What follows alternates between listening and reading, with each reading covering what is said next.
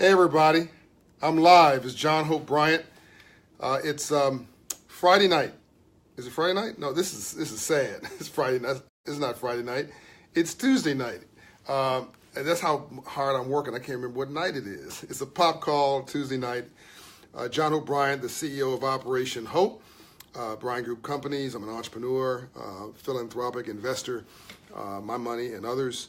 An author of several books, the Memo being one of them. Let me show you the book. It's now on the bestseller list. Thank you for all that helped to get it there. And for those who've given nice reviews for the book online, if you get the book, please make a review online. It proves that folks who care read books and comment on them. Hey, Vinod Morgan, Tariq, hello. This is the topic tonight. Is a topic that, hey, Wichita O'Neill Lions, very special to me. Sergio, happy Thanksgiving to you. And I'm not running for president. No, I'm not. Hey, Derek Miller. So this topic, I'm going to wait for a little bit of critical mass to sign on. Bought the Kindle version. Vanu, thank you, Vanu. Nakia, love your work and your books. Thank you. Kevin, got the memo. JL. You see, I'm wearing your bracelet, JL, young entrepreneur, 16 years old, Operation Hope success story. And by the way, happy Thanksgiving, everybody. I'll probably do another message before Thanksgiving, but I want to wish everybody a happy Thanksgiving. Be thankful for all the blessings in your life. Even be thankful for your problems, because if you didn't have the problems that you currently have, hey, Ms. Hawk, Jerisha Hawk, one of these brilliant entrepreneurs in the making. Good to hear from you tonight. If you didn't have the problems that you currently have, you'd have worse problems. God, don't complain about your problems. God may replace them with problems that are real problems. So let's deal with this topic of courage. And you may want to share this video with families and friends. You may want to, thanks for all the thumbs up, everybody. I see your love. You may want to share this video with people that you care about or going through things. Kevin, thankful for me, thankful for you following this movement and the 44 million people. My 11-year-old loves your books. Who said that? 11-year-old. O'Neill Lyons. Please thank your 11-year-old. That's really cool. Hey, Janice Johnson. Hey, Sonia. Thanksgiving to you and everybody else. This is an interesting topic, but one really important to me, and I think people get this topic wrong, and I want to share with you from a very raw place. This topic of courage, and I deal with it in my book, Love Leadership, The New Way to Lead in a Fear-Based World, which I wrote in 2009, but would be as relevant today. And here is my definition of courage. Courage is nothing more than your faith reaching through your fear, displaying itself as action in your life. Thank you, Ty. Thank you for the nice compliment. Hey, Jermaine. Just brought us first rental property. Jermaine Mills, fantastic. Make sure you see one of our Hope Financial coaches, Jermaine and Taurus. Thank you very much. You're dope too. And make sure you see one of our Hope Financial coaches and track through your process of owning and rehabbing this property. That's really cool.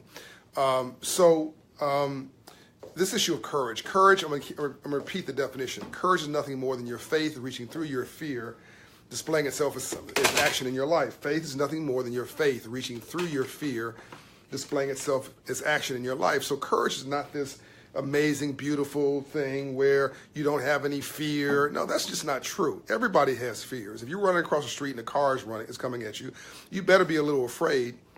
And common sense says get out of the way. But you want to step over mess in life, not in it. You want to make sure you're winning the war and not just the battle. You don't want to be rearranging the deck chairs of the Titanic in your life. So let me, Jimmy says how to get on our team. Go to operationhope.org and apply for one of the jobs or become one of our volunteers. And Jerisha, my friend Jerisha, posted that quote, that faith is nothing more than that courage is nothing more than your faith reaching through your fear, displaying itself as action in your life. It's stepping over mess and not in it. All right, it's not rearranging the deck chairs on the Titanic in your life. It's not doing that. So there are legitimate reasons to be afraid, but are you going to respond? Or are you going to react? So Dr. King was afraid. Be clear on that. He said that I may die, but you can't kill me. I can freely give my life, but you cannot take it from me. Think about this. He said, you cannot kill me. Dr. King said this, I can freely give my life, but you cannot take it from me. So let's take that one step further. Jesus Christ, the role model for us all. Jesus Christ. Jesus, one would say, is the epitome of courage, crucified on the cross. But listen to what Jesus said, Christ said. Dear Lord, why have you forsaken me? Translation, Dad, Father, why are you letting these brutes do this to me? How could you let these folks jam me up, beat me up, humiliate me in public? Why, if you love me, if I'm your son, am I going through all this? This is a moment of weakness. Everybody has a moment or moments of weakness. You're not defined by those moments. Those are the things that make you stronger. Those are the things that show you the definition. Those are the things that determine whether you're a boy or a man or a girl or a woman, a real person, or whether you're just profiling. So it's easy to succeed. It's easy to go shopping. It's easy to floss. It's easy to profile. It's easy to drive the Mercedes. It's easy to win. But what happens when you so-called lose? How do you respond to that? All right? And this defines, hey, Yolanda Frazier, good to see you back. This defines your level of courage. So if somebody throws some obstacles at you and you give up, then you're not courageous. If somebody calls you a name and your self-esteem and courage is devastated, then you're not courageous. If you see a kid running across the street and about to get hit by a drunk driver, and you don't act to try to push him out of the way, then you're not courageous. But let me make this clear. No one expects you, actually, from a human nature perspective, to go run out in front of that car and that truck that's coming to push that little kid out of the way. It's actually basic animal nature not to save that kid. But there's something inside of you that's more than animal, that God breathed a special brew of his soul, of his joy, of his spirit, of growth and development inside of you that gave you a consciousness. And so you're born good and we learn bad. That badness has failed goodness. So you are a good person. Get that through your mind. Get that through your head. You are a good person. And but if you thought about going to save that kid, you wouldn't save the kid. So no, you don't think about it. You just do it. You just run out there and push the kid out of the way. The adrenaline's pumping, and you say to yourself later on, "What was I thinking?" You weren't thinking. You were doing. If you were thought about it, you wouldn't have done it. See, so your intuition, women know what I'm talking about, that women's intuition. God was speaking to you and through you, that higher power that gave you another power, and you showed some courage. So courage, again, is nothing more than your faith reaching through your fear, displaying itself as action in your life. And that comes from this book, the book Love Leadership, the new way to lead a fear-based world. Wrote it in 2009, could be as relevant today. So why is this important? Again, going back to the story of Jesus, he said, Dear Lord, why have you forsaken me? And then in the midst of all of this crisis, and when he was doubting himself and doubting his Lord, he said, forgive them, Lord, they know not what they do. And at that point, he had really stepped over his own insecurities, his own fears, and saw a meaning on the other side of this pain. I keep saying that rainbows only follow storms. You cannot have a rainbow without a storm first. And this is sort of what I mean. You cannot get up the mountain unless you're willing to risk the valley. You hear me? You cannot get up over the mountain unless you're willing to risk the valley. You got to understand that success is going from failure to failure without loss of enthusiasm. Success is not some grandiose thing filled with milk and honey and wonderful successes and all the positives in life. Success is about really you overcoming your fears, getting out of your own way. What's my number one trait? I'm not perfect. I'm highly imperfect. But I've learned to get out of my own way. And I've become reasonably comfortable in my own skin. Are you reasonably comfortable in your own skin? And if you're not, then make this your new goal. make it your goal to love yourself first. Because if I don't like me, I can't like you. If I don't feel good about me, I'm not going to feel good about you. And here's what happens when you begin to feel good about yourself. You understand that a saint is a sinner that got up, that no one's perfect. But that doesn't mean you don't strive for perfection.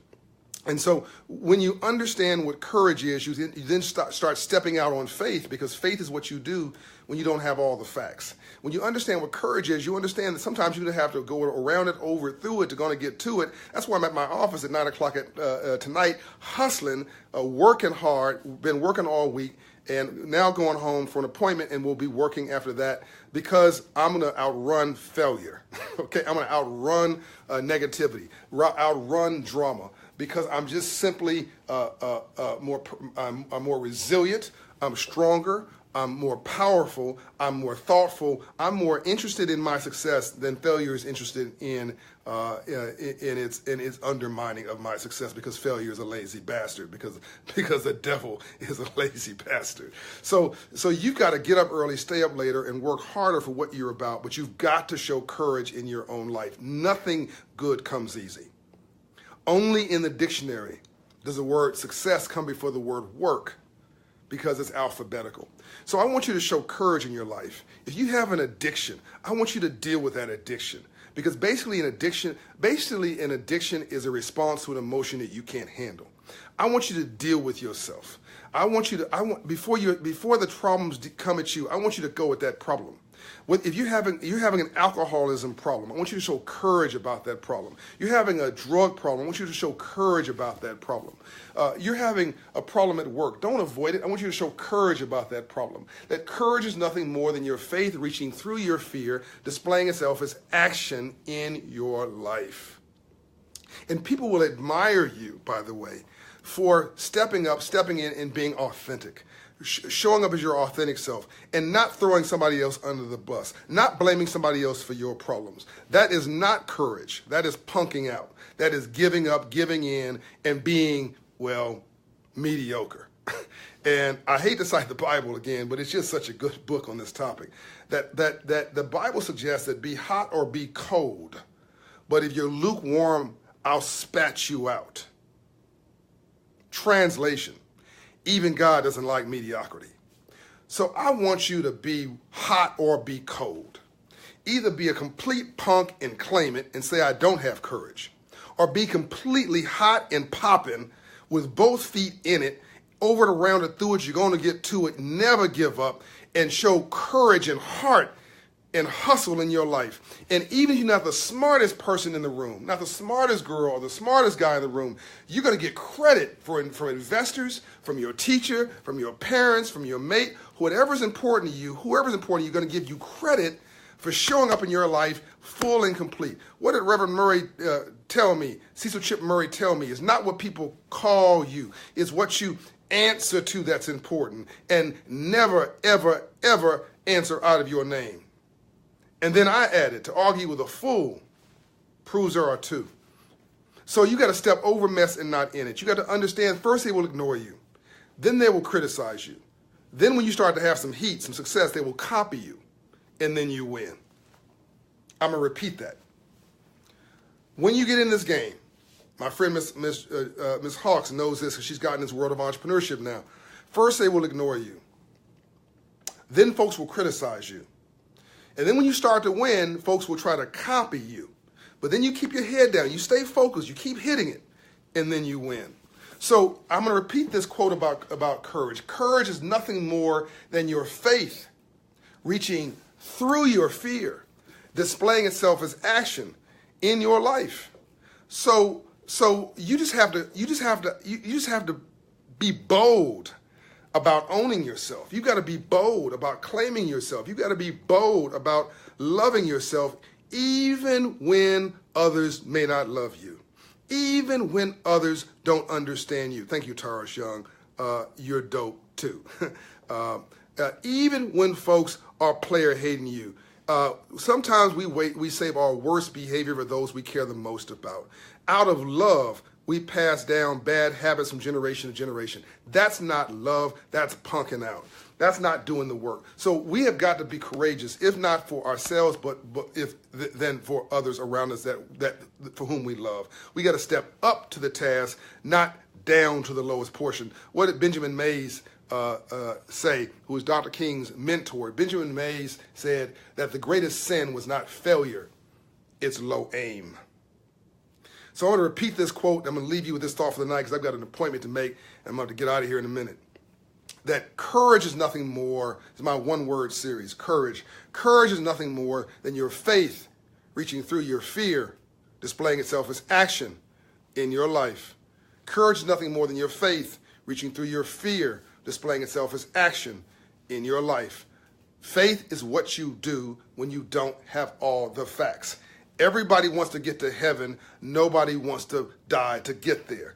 Everybody wants to get to the finish line. No one wants to actually run the race. Everybody wants success, but no one wants to actually risk failure. Everybody wants to get to the mountaintop, but no one wants to actually risk rolling down to the lowest level and into the pond and getting dirty. Everybody wants to be an eagle, but not most people are not willing to fly alone. Everybody says they want to be an eagle, but they don't understand that eagles don't fly in packs. You've never seen a flock of eagles. Everybody says they want to raise their children right, but some people want to be their children's friend and not their children's parent. And I'd rather you respect me and learn to like me than like me and never respect me. And if you're trying to raise a child right, this is a message that you need to give to them. I'd rather you respect me and learn to like me than to like me and never respect me. Oftentimes, you need to tell your friends what they need to hear versus what they want to hear. Oftentimes, you've got to understand that people need a pat out the door, not a pat on the head. Go get yourself a job. Go take care of your children. Don't call yourself a daddy unless you're taking care of your children. You're going to have that child, you better take care of them. You call yourself a community leader, do some community work. Whatever you're going to do, you need to do it with both feet and stop all these complaining, whining. You're not a victim, you're a victor. Show courage. Show courage. Show courage. So I'm not expecting perfection. In fact, I tell my team all the time, I'd rather you get, to quote my friend Chelsea Clinton, I'd rather you get caught trying to do good. I want you to get caught trying to do good. I'd rather have mediocre, lukewarm action today than perfect inaction tomorrow. I'd rather, don't let the best be the death of the good. Don't let the best be the death of the good. Do good anyway, even though you get kicked in the teeth, even though you're unappreciated, do good anyway, not because it's what the other person is showing appreciation to you, but it's the way you're built. This is the way you roll. So don't wait for somebody to give you some applause. Don't wait for somebody to give you a promotion. Don't wait for somebody to give you some. In fact, they may not give you appreciation. They may actually criticize you for trying to help them. I was once involved with somebody. It's got to be now going on 20 years ago, who had an alcohol problem. You would never have known. Actually, maybe even more than 20 years from now, in Los Angeles. And I pointed this problem out, and all of her friends got on me. Why? Because they were benefiting from this person having an alcohol problem, because she was involved in Hollywood. She was an actress, and they were benefiting from the parties and all of the VIP bracelet crap that they were going to. They would tag along, and they would get all kind of benefits from being associated with this person's pain. So sometimes people who say they love you will bring you down, and that is, by the way, not hanging around with eagles, it's hanging around with buzzards. Buzzards love packs, always stepping on your head to elevate themselves. And flossing like turkeys, because turkeys got wings and can't even fly. It's appropriate to say that as we get in here to Thanksgiving. So you got to watch how you hang around, who you hang around, because sometimes people who say they love you mean well in their own mind, but to rationalize is to tell rational lies. They actually can't love you because they don't love themselves. So in this case, this person had an addiction, and I love them enough to try to get them some help.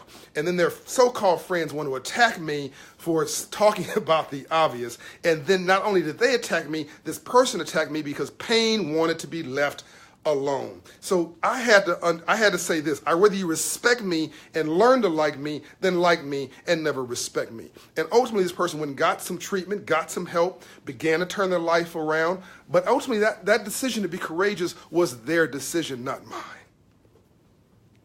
Not mine. I couldn't live somebody else's life. I can't be responsible for somebody else. I can barely take care of myself and my own actions. They had to take care of theirs, but it was my responsibility as a real friend to say, I love you enough for you to walk away from me. I love you enough to hate me. I love you enough to be mad at me, because I'm going to tell you the way I see it and do for you that which I think is in your best interest, and then you've got to take it from there. It's not going to be a perfect answer, but it's going to be it's going to be a courageous answer, which may not be the answer you actually want to hear. So what are we doing in our life as courageous? Are we being the friend to our children versus being their parent, making sure that they are coming in at a decent hour, not hanging around with idiots and fools, letting them know what's cool and what's not cool, letting them know that drugs are not cool, letting them know that abusive drinking is not cool, letting them know that disrespecting women, if you happen to be a brother, is not cool, letting them know that if you're going to have that child, you're dang well going to take care of them. You cannot be a baby daddy or a baby mama. You can be a father or a mother or nothing at all. That courage, that you cannot subcontract your democracy. You're going to have courage. You cannot subcontract the leadership in your life. You cannot expect somebody else to pay the price for your destiny. So I'm not, again, saying anything here other than the common sense statement that God helps those who help themselves. And you got to put yourself in the position or the flow of having the universe behind you, rooting you on. Hey, Tiffany Greer. And the universe can't root you on if you're living an inauthentic life and you're not showing some level of courage. Again, everybody wants to get to heaven. Nobody wants to die to get there.